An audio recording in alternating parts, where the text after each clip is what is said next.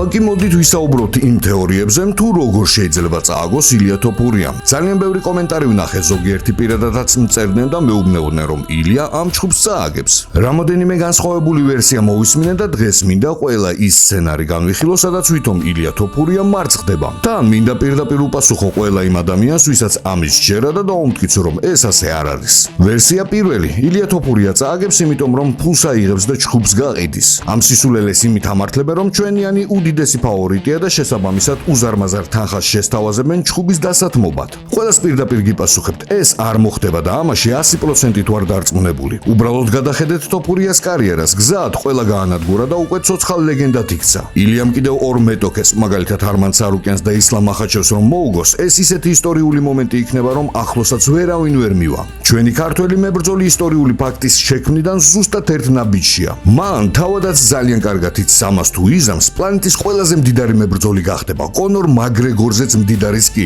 ამიტომ იმის თქმა, რომ ილია ჩხუბს გაყიდის, სრულიად ალოგიკურია. პირიქით ის ყველაფერს იზავს იმისათვის, რომ მოიგოს. 3 სხვადასხვა წონითი კატეგორიაში 3 ქამარი აიღოს, აბსოლუტური ლეგენდა გახდეს, კოლოსალური ფული იშოვოს და მერე წყნარად გავიდეს პენსიაზე. ან თუნდაც კრივში გადავიდეს, სადაც ასეთი გიჟური ბექგრაუნდით 100%-ით ისეთ ვარსკვლავებს დაუყენებენ, რომ კიდევ უფრო დიდ ფულს გააკეთებს. ასე რომ ჩხუბის გაყიდვის ვარიანტი სამუდამოდ გამოირიცხა. ეგ თემა დახურულია. ვარიანტი მეორე, ილია თოფურია წააგებს, იმიტომ რომ ჯასტინ გეიჯი კარგად არის მომზადებული. გეიჯიმ ცეცხლი და წყალი გაიარა, არის ძალიან გამძლე ნიჭიერი ვეტერანი და ბოლო ჩხუბში თავი ძალიან კარგად წარმოაჩინა. ამ თეორიის ალბათ მხოლოდ გეიჯის ოჯახის წევრებს და გიჟარმან ცარუკიანს ჯერათ, რომელმაც ვითომ $1 მილიონი დადო მის მოგებაზე. მოდით ავიღოთ ამერიკელის ბოლო 6 ჩხუბი. 2022 წელს მან ჩარლზ ოლივერასთან სატიტულო ბრძოლა წააგო. ახლა გავიხსენოთ რა უქნა ილია თოფურიამ ჩარლზ ოლივერას. უბრალოდ გაანადგურა. და რაც თავარია, ქართველი ბრაზილიელის პარტერში აღმოჩნდა. იქიდან არა მხოლოდ გამოზრა, არამედ იაქტიურა და მერე დგომში გათიშა.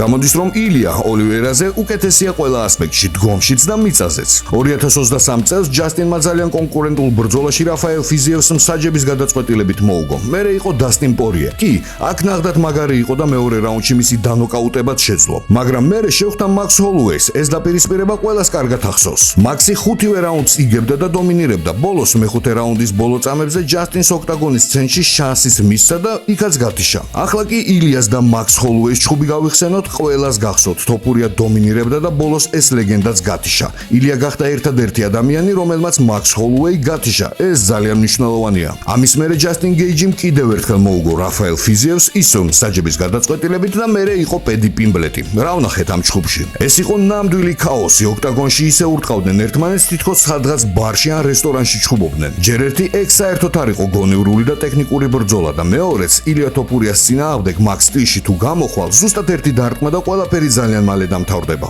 გაიხსენეთ პედი როგორ ურტყავდა გეიჯის და როგორ ხვდებოდა მიზანში. ბრიტანელის დარტყმების ილიას დარტყმებთან შედარება საერთოდ არ შეიძლება. ილიას 5 დარტყმიდან ერთი უეჭველი 100%-იანი ნოკაუტია. ამიტომ სკილებით, დარტყმების ზალით, ამას პლუს ჭიდაობისა და გამძლეობის ამბავში აბსოლუტურად ყველა კომპონენტში ილია თოფურია ბევრად უკეთესია. რეალურ ჩხუბს თუ ავიღებთ, აქ ქართველი 100%-ით იგებს, ასე რომ ეს ვარიანტით სამუდამოდ ვარდება. და მივედით მესამე ვარიანტამდე. ჩემი აზრით ეს ყველაზე რეალისტური ვერსია. წარმოიდგინეთ, US იმდენად გავლენიანი ორგანიზაცია, რომ თეთრ სახლში ატარებენ ბრძოლებს. ანუ ამ ორგანიზაციას აბსოლუტურად ყველაფერი შეუძლია. მაგალითად შეუძლია მებრძოლი გაანადგუროს ან პირიქით მეგავარსკვლავად აქციოს. მათ შორის შეუძლიათ უბრალოდ აიღონ და რომელიმე მებრძოლი დოპინგ ტესტზე არ შეამოწმონ. ოფიციალურად რა თქმა უნდა ეს შეუძლებელია. ამაზე არავინ საუბრობს და ვერც ვერავინ დაამტკიცებს. ეს რომ მართლა მოხდეს და ვინმემ გაიგოს, ორგანიზაციას დააჯარიმებენ და ამ პრომოუშენის სახეს მიწასთან გაასწორებენ. მაგრამ ყველა მოაზროვნე ადამიანმა იცის ტრამპს რომ მოუნდეს შეუძლია ისე გააკეთოს, რომ ჯასტინ გეიჯი დოპინგზე საერთოდ არ შეამოწმონ და ჩემი აზრით ეს ყველაზე რეალისტური სცენარია. მაგრამ ეს რომ მოხდეს, მაინც არ მგონია რომ ჯასტინ გეიჯი ილია თოფურიას დამარცხება შეძლოს, თუნდაც სტეროიდების ქვეშ იყოს. დამიჯერეთ დოპინგზე ყურმოყრით არ ვიცი, პირადად მე ხალხისთვის კონსულტაცია გამიწევია. მე თვითონაც მიმიღია და ზუსტად ვიცი რისი გაკეთება შეუძლია დოპინგს. პირველ რიგში ჰორმონალური პრეპარატები გაძლევს აგრესიას. ჩხუბის დროს აღარ ფიქრობ სახეში მოხვდება თუ არა. შიშის გარეშე მიდიხარ გაცვლებში და შენ სისხლს რომ ხედავ კიდევ უფრო იმუხტები. დაახლოებით ასეთი რამ ვნახეთ პედი პიმბლეტთან ბრძოლის დროს. მგონია რომ მაშინ გეიჯი გაგიჟებულივით და უფიქრებლად იქცეოდა. თუმცა ეს მხოლოდ ჩემი ვარაუდია და ვერაფერს დავამტკიცებ. მოკლედ ისევ დოპინგს რომ დაუბრუნდეთ. ის გმატებს აგრესიას და რაც თავარია გამძლეობას. მაგრამ სამაგიეროდ დოპინგი ვერანაირად ვერ იმოქმედებს შენს ტექნიკაზე, ტაიმინგზე და დარტყმის ძალაზე. ილია თოფურიას ჩხუბებს რომ შევხედოთ, ყველასათვის ნათელია, ილია ისე ჩხუბობს, რომ საქმე პირველ ან მეორე რაუნდში მთავრდება ნოკაუტით. დამნოკაუტებელი დარტყმის წინააღმდეგ არანაირი დოპინგი არ მუშაობს. თუ გაქთიშე სტეროიდები აზრზე ვერ მოგიყვანს. ძალიან დიდი იმედი მაქვს, რომ ყველაფერი პატიოსნად ჩაივლის და ორივე მებრძოლს სტანდარტების მიხედვით შეამოწმებენ.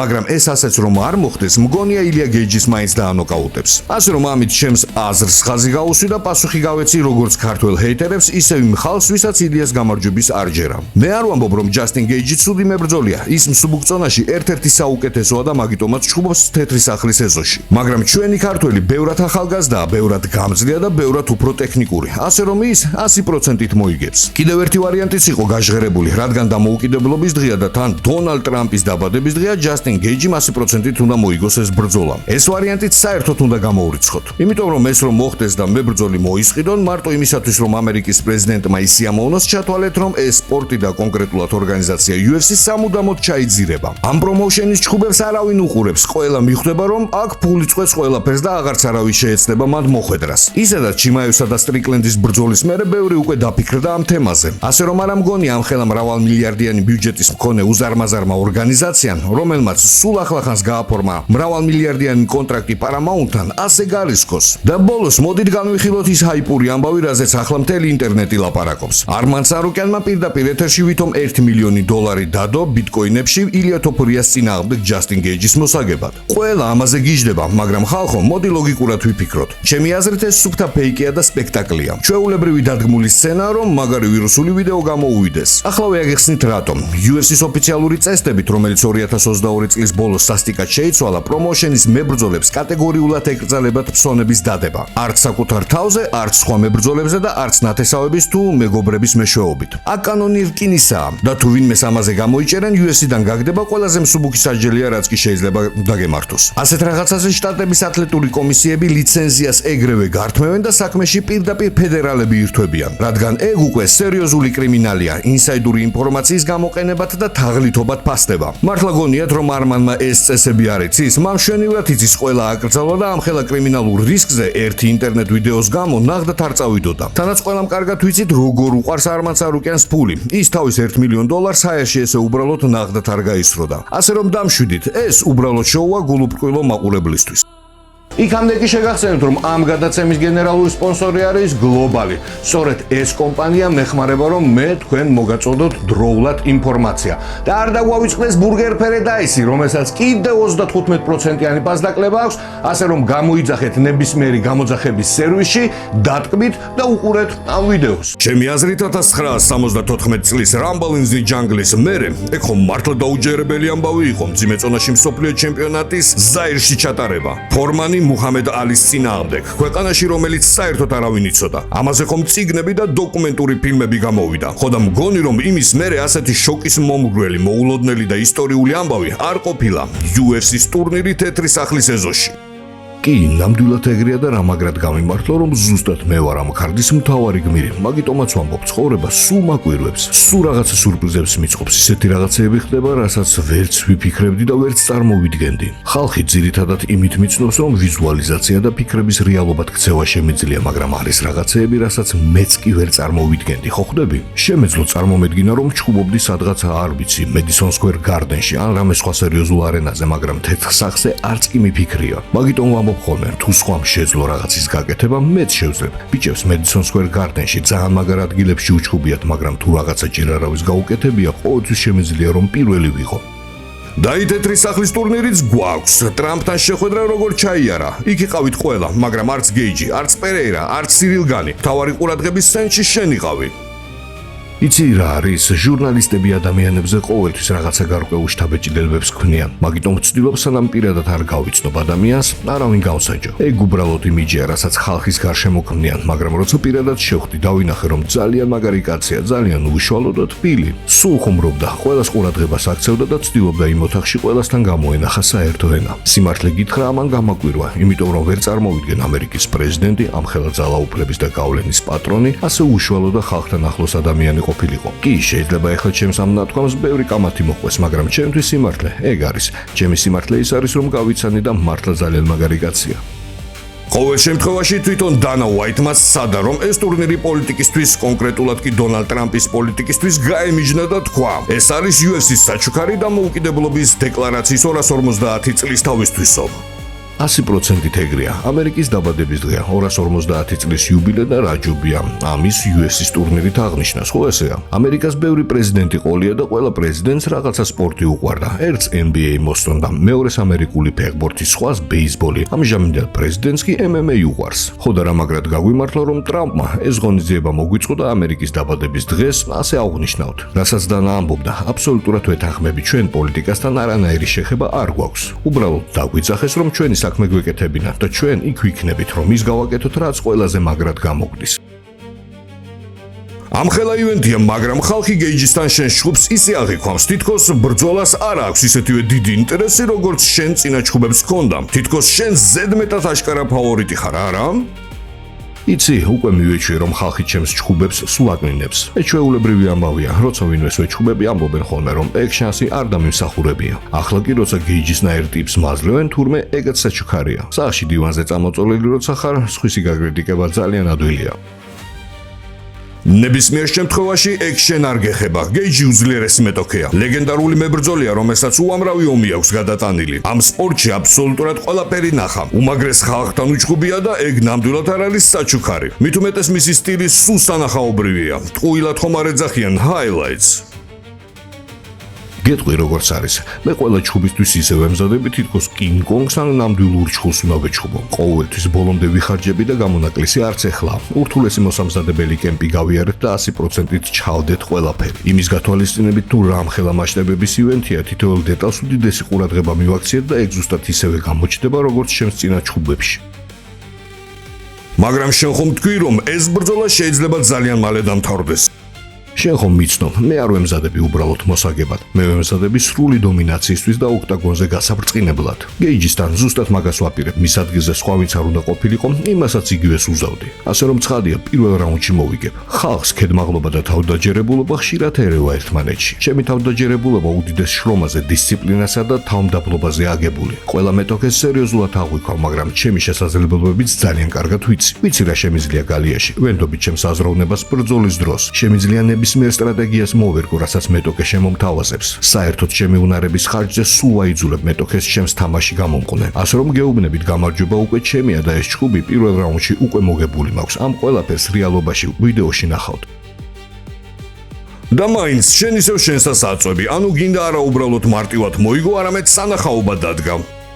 მარტივი ნამდვილად არაფერია, ცხოვრებაში მუქდად არავინ არაფერს გაძლევს. ურთულესი ეტაპებს გავდივარ, წონის კლება, მთელი ეს მოსამზადებელი პროცესი. ახლა შეიძლება ვინმე შორიდან გონია, რომ ეს საჩუქარია. თითქოს ვიღაცამ კარზე მომიკაკუნა და მითხრა, მოდი, ილია თოფურია ხარ და თეთრ სახში უნდა იჩხუბო. ეს ჩემი მთელი ცხოვრების შრომა, მთელი ცხოვრება თავდაუზოგავად შრომობდი იმისათვის, რომ დღეს აქ ყოფილიყავი. არავის არაფერი უჩუქებია.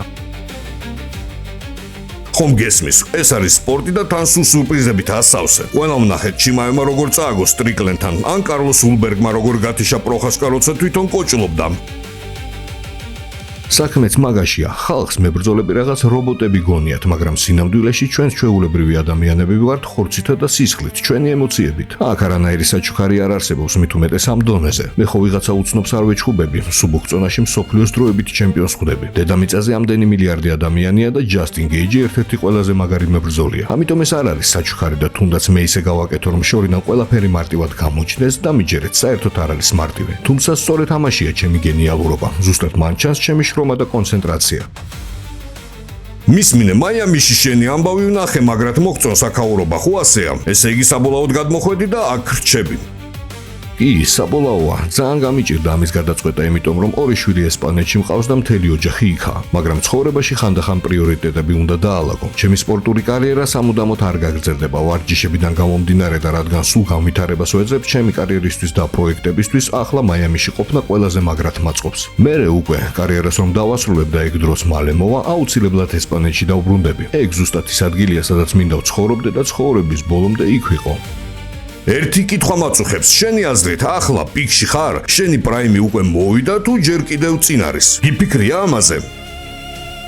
საიდანაც მოვდივარ, იმას თუ შევადარებთ, რა თქმა უნდა, ახლა ჩემს ცხოვრებაში საუკეთესო პერიოდია, მაგრამ არ ამგონია რომ პიკისთვის უკვე მიმეღწიოს. გონია რომ სადღაცაც ჩემში კიდევ უფრო მაგარი ილია ტოპურია იმალება, რომელიც მალე გამოავლენს თავს და სიმართლე გითხრა, ზუსტად ეგ მომოტივირებს და მაგრად მომწონს სულ რაღაცა ახალ და უკეთეს ვერსიებს რომ პოულობ ჩემს თავში. 5 წლის წინ რომ გეთქვა, დღეს ის ვიქნებოდი ვინც ვარ, ალბათ შოქში ჩავარდებოდი. ახალი უნარების და ცოდნის აღმოჩენა მაგრად მომხნევებს. ანუ შენ გინდა მაგ უმაღლეს წერტილამდე მიხვიდე?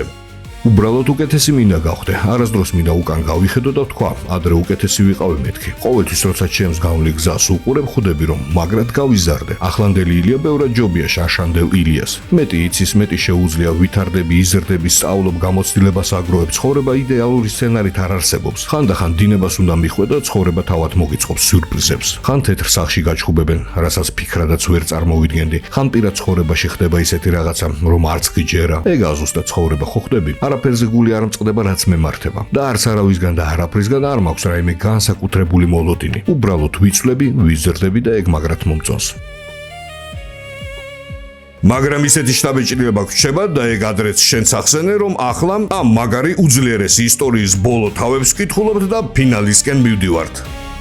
მეც ეგრე მგონია, დაფიქრდი, ბავშვობიდანვე სპორტში ვარ. ჩემი შვილი ხომ გინახავს, აი მაგ ხელა უკვე ბოლომდე ვიყავი სპორტში ჩართული. 18 წლისამდე პროფესიონალებში დავიწყე ჩხუბი. ცხოვრების 12 წელი აქ დავტოვე. ვერ ვიტყვი რომ ახალგაზრდობით ან ცხოვრებით არ მიხალისია პირიქით, მაგრად ვისიამოვნე და ყველა მიღწევა ისეთი მოგონება, რომელიც სულ ჩემთან დარჩება. მაგრამ თან ხვდები რომ არსებობს მეორე ილია, ილია რომელიც 100%-ით მარტო სპორტზე არ არის ჩაციკლული, რომელსაც არ სჭირდება მაინც და მაინც სოფლიოში საუკეთესო იყოს და 3 ან 4 კამარი ეკეთოს. ბევრი სხვა რამ არის, რის აღმოჩენაც მინდა და რადგან სტატუსს და ეგეთ რაღაცეებს არასდროს გამოუკიდებულ ვარ, სულ ჩემთვის ვაკეთებდი ყველაფერს, რომ უბრალოდ ბედნიერი ყოფილიყავი. მგონია რომ მართლა ბოლო თავებს გავდივარ.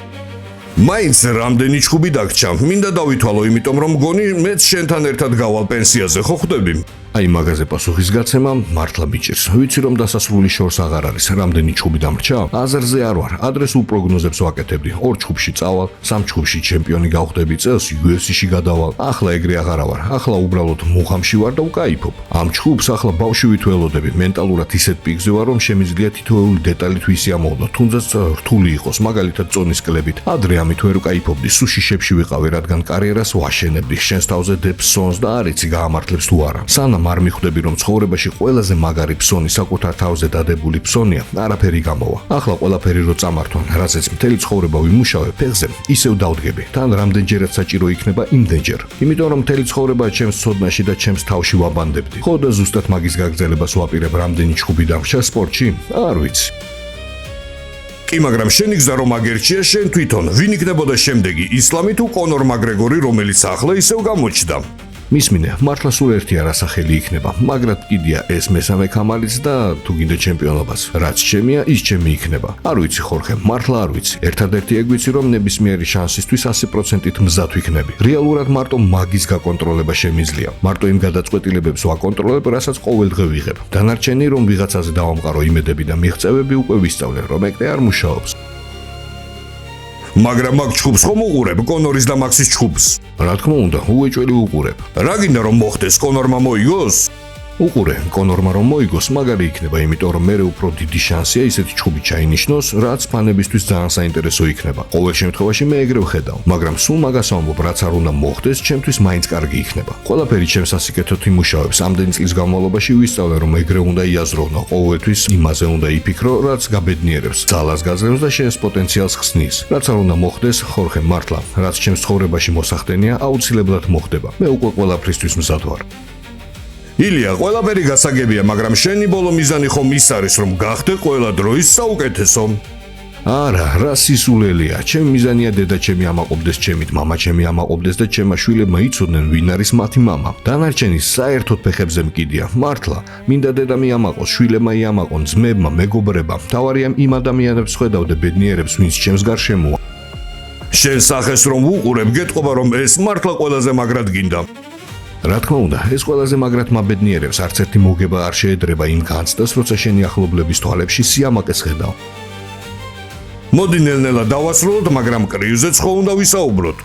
კი ბატონო, იცი რა მაინტერესებს კრივში? რა მიზიდავს? ტრადიციები, დიდი ჰონორარები თუ სახელები? სიმართლე გითხრა, ყველაფერი ერთად. რომ გითხრა, რომ მარტო ერთი რამის გამო მინდა იქ გასვლა, მოგატყუებ. კრივში ბევრი მაგარი რამ არის. თან მთელი ცხოვრება ვარჯიშობ და ვიცი რა შემიძლია. ბევრ მოკრივეს დავჭიდებულა ვარჯიშებზე და მაგრად მინდა ოფიციალურად ვცადო. რატომაც არა. რინგზე გასვლა მაგრად გაასწორებდა. ოღონდ მანამდე დარწმუნებული უნდა ვიყო, რომ MMA-ში კარიერა დავასრულე. არ ვაპირებ აქეთ-იქეთ ხტუნავს, ერთხელ კრივში გავიდე და მერე ისევ MMA-ში დავბრუნდე, თუ გადავწყვეტ, რომ გალიაში ჩემი გზა დამთავრდა და მერე მთლიანად კრივზე გადავერთვები. მინიმუმ ერთი ჩხუბისთვის მაინც.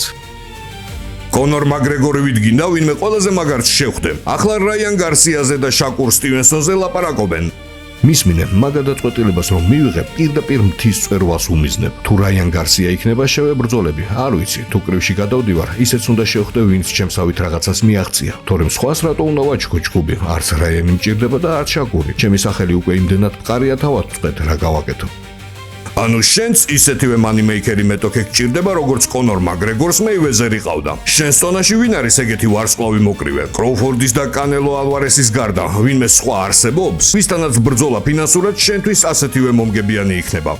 ეხლა ძალიან პოლიტკორექტურად თქვი, რომ კრივი სამყარო ტომრებით არის სავსე, ხო? მე გეტყვი, კი, ტომრებით არის სავსე ნამდვილად. წინათაობებისგან ვერაფერი ისწავლეს, კრივი თითქოს უკან დარჩა. მიუხედავად იმისა, რომ ძალიან მაგარი სპორტია. დღევანდელ მოკრივეებს რომ უყურებ, რინგზე გამოდიან მარტო იმისათვის, რომ გადარჩნენ ან ქულები ააგროვონ. ყველაფერზე მიდიან გამარჯვებისთვის, თუნდაც სტეროიდებზე, როგორც რაიან გარსია. ეგრე არაფერი გამოვა. ეგ არ არის სპორტი და ეგ არ არის ნამდვილი გამარჯვება. როგორც ხვდები დოპინგის თემაზე საკმაოდ მკაცრი ხარ. რა თქმა უნდა, ვერ ვიტან ტიპებს, ვინც მათყوارა გზით ცდილობს რაღაცას მიაღწიოს. არ მევასება ხალხი, ვინც სხვის უბედურების ხარჯზე ცდილობს თავისი ბედნიერება ააშენოს. მით უმეტეს კონტაქტურ სპორტში, სადაც რეალურად შეგიძლია ადამიანი დაასახიჩრო. ეს სპორტია, სადაც ორნი თანაბარ პირობებში უნდა გავიდნენ. თუ ერთს დიდი ხელთათმანები აქვს და მეორეს პატარას, ეს უკვე სპორტი აღარ არის. მაგრამ კრივში გამოცდილება რომ არ გაქვს, მაგას ხომ არ გახსენებენ? ეგ სულ მესმის, გამოცდილება არ აქვს, დაგამცირებენ, ზედმეტად პატარა ხარ, ხო და მკიდია. სხვისი მოლოდინების იმედად არ ვცხოვრობ, საკუთარი თავის იმედი მაქვს. შეიძლება უხეშად ჟღერდეს, მაგრამ საკმარისი კვერცხები მაქვს იმისათვის, რომ წავიდე და ვიჩხუბო. მთელი ცხოვრება ამას შევალია, რითი უნდა გამაკვირვონ, ერთი დარტყმით თუ ორით. მაგ დარტყმის მთელი ცხოვრება ყოველდღე ვხედავ. რითი უნდა გამაკვირვონ, რინგზე დაღლილობით, ყველა ვარჯიშზე ვიღლები, ეგაა ჩემი საქმე. მე უკვე აღარაფერი მაკვირვებს, ხორხე, მართლა აღარაფერი. ახლა კი მოდით მოусმინოთ ხაბიბ ნურმაგომედოვის ბიძაშვილ უსმან ნურმაგომედოვის ინტერვიუს. როგორც ჩანს, ამ ტიპს შერეულ ორთაბრძოლებში საერთოდ არაფერი ესმის. მთელი მსოფლიო იმაზე ლაპარაკობს, რომ ილია თოფურია ჯასტინ გეიჯის უნდა შეხვდეს. ეს ბიჭი კი ამაზე საერთოდ არაფერს ამბობს, თითქოს არაფერი გაუგია. სიმართლე გითხრათ, ძალიან სასაცილოა. ვფიქრობ, ხალხს მაგრად უნდა შენი ხილვა საუკეთესოების წინააღმდეგ და მგონი მომავალ უქმებზე მსოფლიოს ორი საუკეთესო მსუბუქწონოსანი პირდაპირ თეთრ სახლში ერთმანეთს შეხვდებიან. ჯასტინ გეიჯი და ილია თოფურია ტიტულებს გააერთიანებენ. რას ფიქრობ ამ ბრძოლაზე? მომავალ კვირას არის? კი, მომავალ კვირას 14-ში. ძმაო, წარმოგიდგენია, არც კი ვიცოდი, ეგენი როდის ჩხუბობენ? ხვდები საერთოდ? გიფიცები მართლა არ ვიცოდი. საერთოდ არ მიმიქცევია ყურადღება. მახსოვს ხაბიბი და მაგრეგორი რო ჩხუბობდნენ, ყველა ბავშვმა იცოდა ეგ ამბავი, ბებია ჩემა, ბაბუა ჩემა, ზოგიერთი ქვეყნის მეფეებმაც კი აბსოლუტურად ყველამ იცოდა. ესენი კიდე რაღაცა ტურნირს ატარებენ თეთრ სახლში, ვითომ მაგარი ივენთია, მაგრამ რეალურად არაფერი არ არის. არ ვიცი რატომ, ალბათ იმიტომ რომ ეგ დაბალი ბიჭი არ არის ისეთი როგორც უნდა იყოს. საერთოდ არ მესმის, რატო აღარ ევასება ხალხს ახლა US-ის მსუბუქი წონა, მაგრამ მე რომ მივალ, მაგ ამბავს გამოვასწორებ.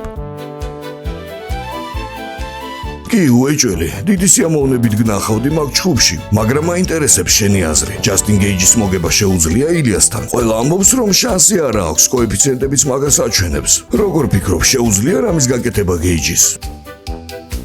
გონი რომ შეუძლია, იმიტომ რომ ილიასთან ჩხუბს რაღაცა განსაკუთრებული სკილები ასჭირდება. საკმარისია ჭიდაობა და გრეპლინგი იცოდე და კიკბოქსინგში მუშაობდე. უბრალოდ ფეხებში უნდა ურტყა. აი ასე მიდიხარ, ლოუ-კიკებს ურტყამ, მოძრაობ და ეგ არის. ის ცდილობს რომ მთელი ძალა ხელის დარტყმაში ჩადოს. მაგრამ თუ პარტერში გადაიყვან და რამდენიმე რაუნდში აჭიდავებ, აი პირველივე რაუნდში რომ გადაიყვანო და იჭიდავო, მისი დებიუტიც რომ ვნახოთ, ის ბიჭი ეჭიდავებოდა, გრეპლინგში ეთამაშებოდა და ილია მისი ჩაფინიშება ვერ შეძლო. როცა ჭიდაობ, როცა გრეპლინგში ხარ, ეს უზარმაზარ ენერგიას გაცლის. და თუ ნოკაუტებისთვის ძალა აღარ დაგჭა, რაღაც იზამ. ჩემი აზრით, გეიჯიმ უბრალოდ ლოу-კიკები უნდა გამოიყენოს და ბევრი იმოძრაოს. მეტი ბევრი არაფერი სჭირდება. ჯასტინ გეიჯი მართლა ძალიან უხერხული მეტოქია და მაგრად ვარჯიშობს. მე მას თვალს ვადევნებ, ვაკვირდები და ვიცი, რომ საინტერესო ჭუბი იქნება. ანუ ილიას ასე მაღალ დონეზე არ აფასებ. ნათელია რომ დაუმარცხებელი ჩემპიონია 2 წონით კატეგორიაში, თუმცა შენთვის ის ესეთი ამოცანა, რომლის ამოხსნაც შეიძლება. გაგიგიათ რამე UFC-ს პროექტზე, მან ზოგიერთი ტიპი უბრალოდ UFC-ს პროექტია. ხელოვნურად აძლევენ კარგ ჭუბებს, ურჩევენ ისეთ მეკტოქეებს, რომლებიც წინასწარ იციან რომ წააგებს და ასე ეკაჩებიან ნორმალ ჩემპიონობამდე. აბა რატომ არ მისცეს ჭუბი არმაცარუკიანთან? პირველი ნომერი იყო, მაგრამ მისცეს ოლივერა. იმიტომ რომ იცოდნენ ტოპურია ერთს თუ დაარტყამს, ოლივერა იგივე დაიძინებს. მაგიტომაც აკეთებენ ასე, მაგრამ როგორც არ უნდა იყოს, ეს თეთრი სახლია ჯასტინ გეიჯი ტოპურია და ასე შემდეგ დამოპადობნე, თუმცა ეგენი არ არიან სუბოქწონაში საუკეთესოები. წინაზე თქვი რომ არმანი უკეთესია, კიდევ ასე ფიქრობ? გეუბნები, ეგენი მსოფლიოში საუკეთესო სუბოქწონის მებრძოლები არ არიან. ჩემი აზრით, ჯასტინ გეიჯი მოუგებს.